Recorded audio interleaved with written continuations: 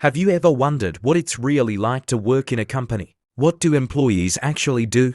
And what kind of benefits do they get? In this video, we'll talk to 3 employees from different companies. We'll ask them 3 interesting questions. First, the name of the company they work for. Second, their main task or role in that company. And third, the benefits they receive. Not just the required ones, but also the extra perks their companies give them. Stay with us as we explore the real experiences of workers and find out how companies support the people behind their success. Let's get started. Good evening, ma'am. Good evening po. Unsay imong ngalan? Ang ako ngalan is Nerlisa Alcoy Kipanis. Ako ga-work. Ga-work ko sa Pack House sa Del Monte, Philippines, which is kami ang manpower sa GSC. Then, unsay imong mga responsibilities in role ana nga company? Okay. As responsibility, daghan kayo mi og gina-designate, no? Ang isa gid nako nga ginahatag gid sa ako nga task is ang pagpa-signature sa mga papers. For example, needed siya sa company that time, so kailangan nimo i-round mo siya pa signaturean sa uban mga offices. Then ang isa pod na ginahatag pod nga task sa ako is mag-barcode, which is kanang barcode nga ginabutangan namo og ginagamit sa pinya sa tags. So ga-market me through siya sa gawas. So which is tan-aw namo is kana siya is needed, kami ang bali murag supplier or kami ang mag-supply sa production para mapadagan then mapagawas ang pinya through sa lain nga places. Dako po day mong role ana ang company, ma'am. And then karon ma'am, pwede ka na mag-share sa amo og kanang unsay imong mga madawatan nga statutory benefits diha nga company? Aside anang atong basic yun, no, kay as company need man gid ta nga naay PhilHealth, naay SSS, naatay pag-ibig. Aside ana is naami bonus. Naami bonus, then every June naami bonus, then napagid may 13-month pay.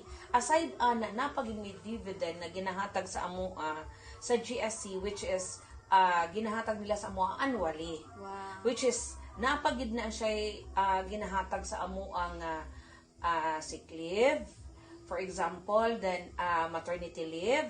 Then ang isa pag for example na disgrasya ka, so naa sila sickness assistance nga ihatag sa amo. Wow, so pwede mo apply diha, ma'am.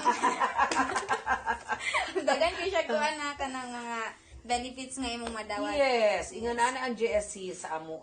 So thankful food ko nga diha ko nakasulod, then as makita nato no nga talag sara ang company nga gahatag og benefit ngayon na sa atong mga kita lugar nga mga trabahante.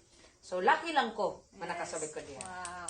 Thank you, ma'am. All Okay. Again, good Thank you evening, po. everyone. Unsay imong ngalan, ma'am? Ako day si Iban Marie Kipanes. Thank you kayo sa pagsugot nga mag-interview ka karon, ma'am. Nalang unta ko i-ask kung unsa imong kanang trabahuan nga company, ma'am.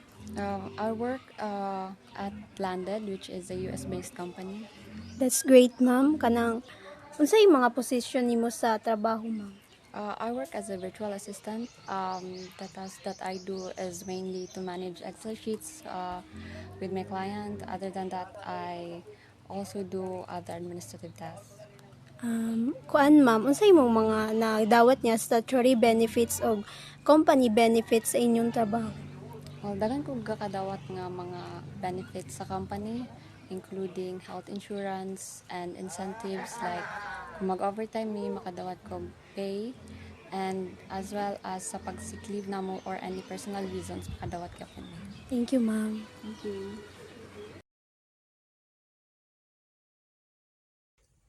Hello everyone. Let's begin by meeting Miss Fijian May Gonzaga. Hello ma'am. Hello.